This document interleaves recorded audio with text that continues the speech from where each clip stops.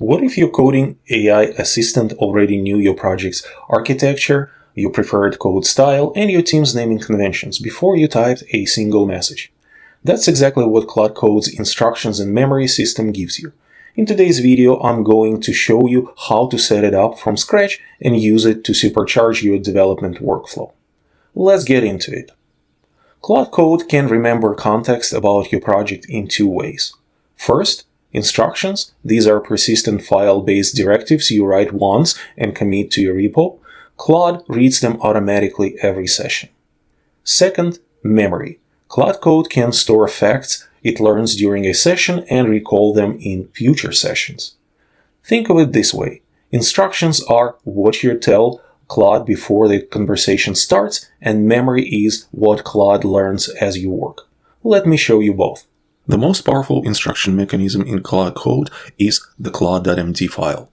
This is a markdown file you place at the root of your repo or in subdirectories, and Claude reads it automatically at the start of every session. You can put in it project instructions such as tech stack, code style, architecture, and other things. Now every time you open Claude Code in this project, it already knows all of this. You don't need to repeat yourself. You can start your project by creating your own CLAUDE.md file, but a better idea is to set up a project first, manually or with the help of AI, and then let Claude create CLAUDE.md file. Let me show you how to do it. I am in Express.js REST API project built with a TypeScript, Prisma, and Postgres.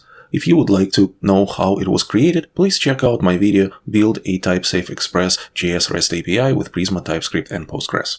Let me go ahead and open terminal in the VS Code and run Claude command.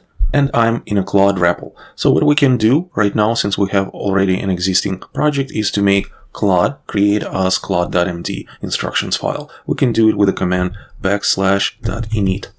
Claude Code is going to basically read all the files in the projects and create the instructions CLAUDE.md file. And as you can see, Claude Code created CLAUDE.md file with the commands, architecture, conventions, and it was kind of smart enough to detect that earlier I was working with a GitHub Copilot, so he got the Copilot instructions and it pulled the key content from it. CLAUDE.md file was created in the root folder of our project, and now every time you open Claude Code in this project, it already knows all of this and you don't have to repeat yourself. You can actually create multiple Claude file, one, for example, for the root, for the global project rule, and one inside a subdirectory. Let's say Prisma, right? We have the folder Prisma, and you can have specific Claude.md file that lives in this Prisma folder, and it will have the instructions specific to Prisma part of the code base. Claude Code will load these Claude.md files hierarchically. Besides the project-specific Claude.md files, you also have a global Claude.md file in your user folder, .claude folder, and it's called Claude.md. This file is for rules that apply to every project on your machine. Great for personal preferences like preferred content style or language. Currently, my global Claude.md file is empty, so let's go ahead and ask Claude Code to put something in there. For example, we can ask Claude Code to update global.md file with my name. It is Alex. Let's go ahead and run this prompt. And Claude Code went ahead and read the global Claude.md file. And yes, we want to proceed. And yes, we want to allow Claude to edit its own settings for this session. And as you can see, Claude Code made changes to Claude.md global file. The user name is Alex. And it also is saving it to the memory. And as you can see, Claude Code updated the global.md file, and it also created a memory or saved the username to the memory. We will talk about memory a little bit later. Now let's talk about organizing Claude instruction files. But before we do that, if you're enjoying this video, please hit the like button and subscribe to our channel for more videos like this. For larger projects, you can organize instructions into multiple files using the claude/rules directory. This keeps instructions modular and easier for teams to maintain. Rules can also be scoped to a specific file path, so they only load into context when Claude works with matching files, reducing noise and saving context space. So let's go ahead and create a .claude folder in the root of our project, and we can actually move Claude.md file in this .claude folder, so everything related to Claude stays in this folder. Now we can actually grab this architecture section from the Claude.md file, and we can cut it out, and we can create a rule called architecture. So let's go ahead in .claude folder. Let's create another folder. We'll call it rules. And in this folder, we're going to create a file called architecture.md. And now we can paste the architecture session from Claude.md file in the architecture.md file rule. Architecture.md file will be loaded at the launch with the same priority as Claude.md file. This keeps your project instructions more organized and easier to manage. Besides the rules that will always load, like architecture.md file, you can also create rules or instructions that will only load when Claude Code works with the specific files, and this will help you to save context. Let's go ahead and create a testing style rule that will apply only to the files that are in the tests folder.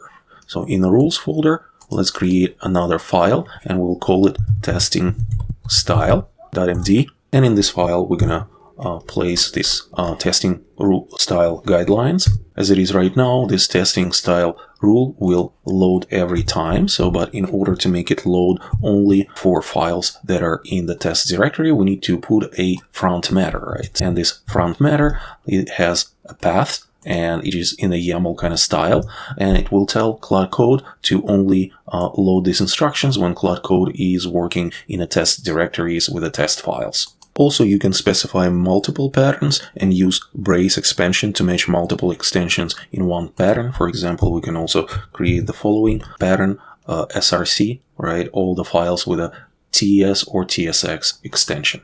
Now let's go ahead and take a look at the memory. And during a session, you can explicitly ask Claude to remember something by using the /memory command. And you can just tell it naturally, remember that we use snake case for all database columns. What Claude will do, it will save it to the memory and apply it going forward. So if you run the /memory command, you can actually see the user memory, right? And it's saved basically in the Claude.md file, Claude.md memory.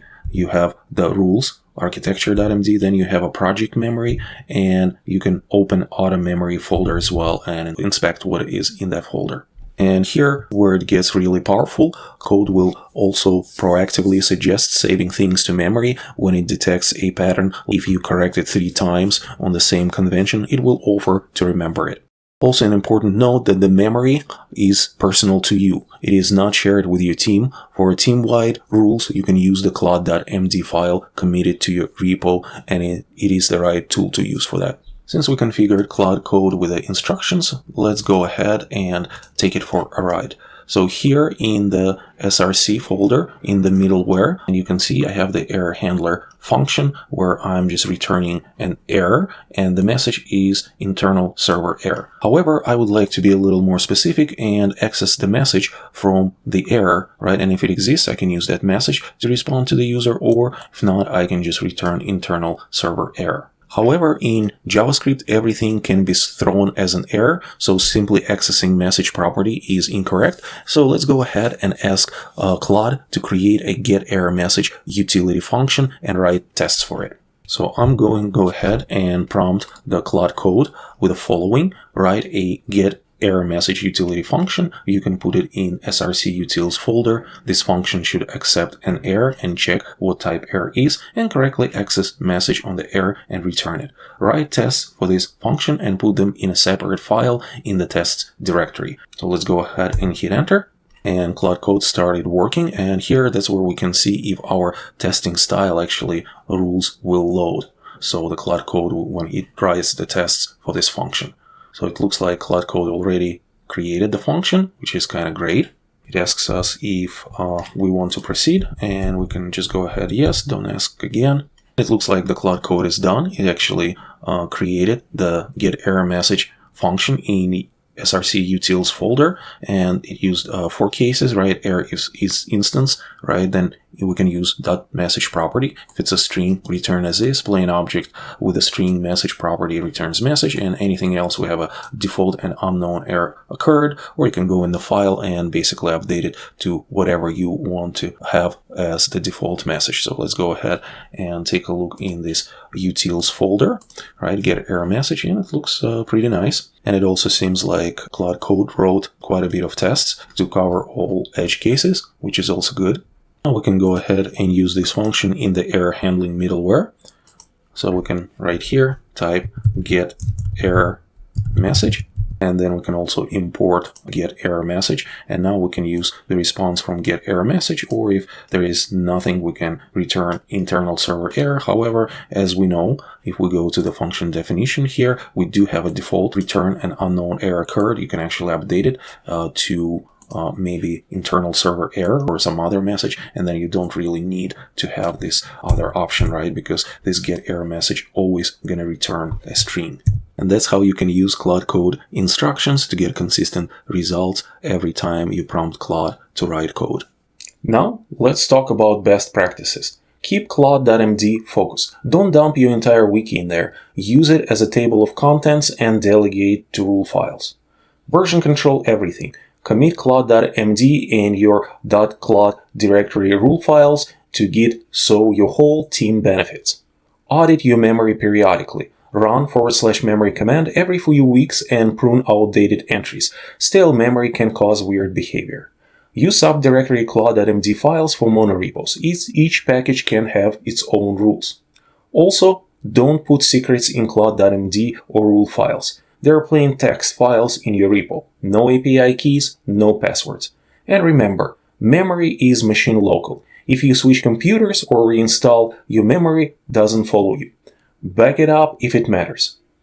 Instructions and memory are honestly one of the most underused features of Claude Code, and once you set them up properly with a clean multi-file rule system, you'll wonder how you ever worked without them. And if you would like to learn how we build the API project I used in this video, please check out this video next.